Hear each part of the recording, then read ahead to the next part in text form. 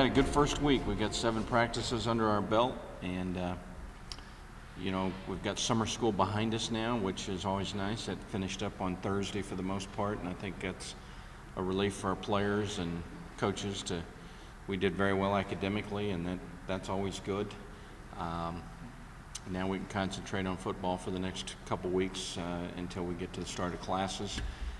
But our practices have been good. Our leadership's been good. Our attitude has been good.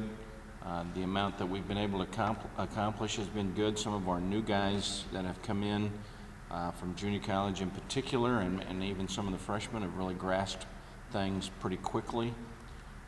You have to compliment guys like Ryan Carden, who's come in and really done a nice job at tight end. He's no game ready, certainly player yet, but moving in that direction.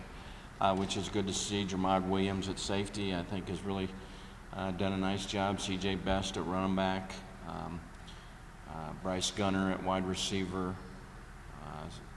A number of those new guys, Trey Garrett, have come in and made an impact. And the proof for them will be what happens in the next 10 days, I think, really, and for our whole football team. The second week always gets tougher. For the coaches, a game is imminent and a sense of urgency is high. For the players right now, the game's too far away and the sense of urgency is not as good as you want it to be, which is natural. They're a few days away from feeling that sense of urgency, but our leadership's done a good job of pushing our guys through that, and that's good to see. We've got pretty good competition at a lot of positions, which goes with the point that I've made recently that we have a few more potential answers at positions than maybe we've had in past years. But we've got, you look at offense, I think we're not settled in the offensive line just yet, but we're not far away. We're going to play the 5 best guys, and if we got to make one into a center or make one into a tackle, that's what we'll do to get the 5 best on the field. And they know that, and they rotate through positions, so they understand that the 5 best play and the next 5 best back up. We got good competition at tight end with Chris Peterson and Ryan and Bradley Miller and David Lewis and all of them that are working there, which is good to see and very healthy. Receiver, we have probably not quite as much depth of competition, but plenty. And obviously you all want to know about quarterback, and the competition is good there and healthy. And you all want to know more things about quarterback than I'm ready to tell you, because sometimes I don't know the answer completely yet either.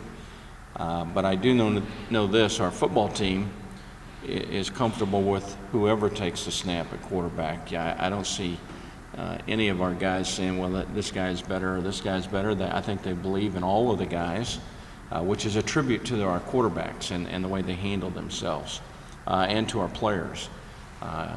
Whichever one runs out for the first snap at Southern Miss, they'll have a belief system in him, and if the backup comes in, they'll have a belief system in him. And so internally, I don't think we're concerned about it as much as externally we hear questions about it.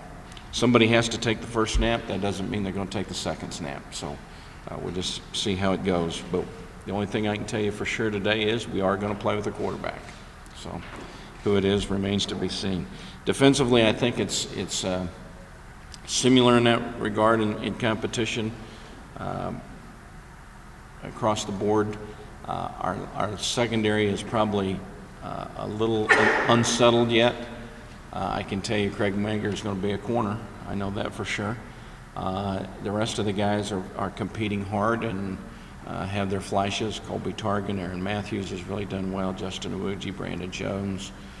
Jermod Williams is probably the one freshman that has really stuck out. Dante Clanton's been a little slowed with some tendonitis, but really, I probably left a name or two out there, but really the competition across the board has been pretty good. So I think we'll settle more here in the next 10 days and see how it shakes out and things. And that, we have the next 10 days are really, I think, mostly about getting our assignments finished and cleaned and our alignments finished and clean, where we know them, understand them, and we can play confident football.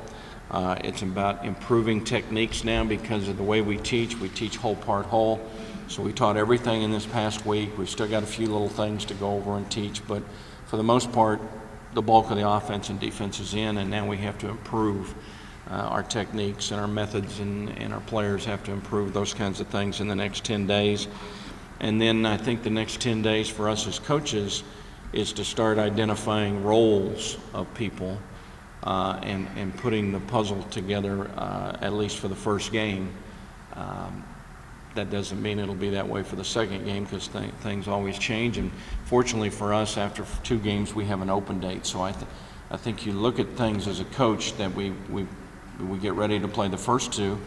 Then if we need to make some adjustments, we've got an open week to do it. So I like that.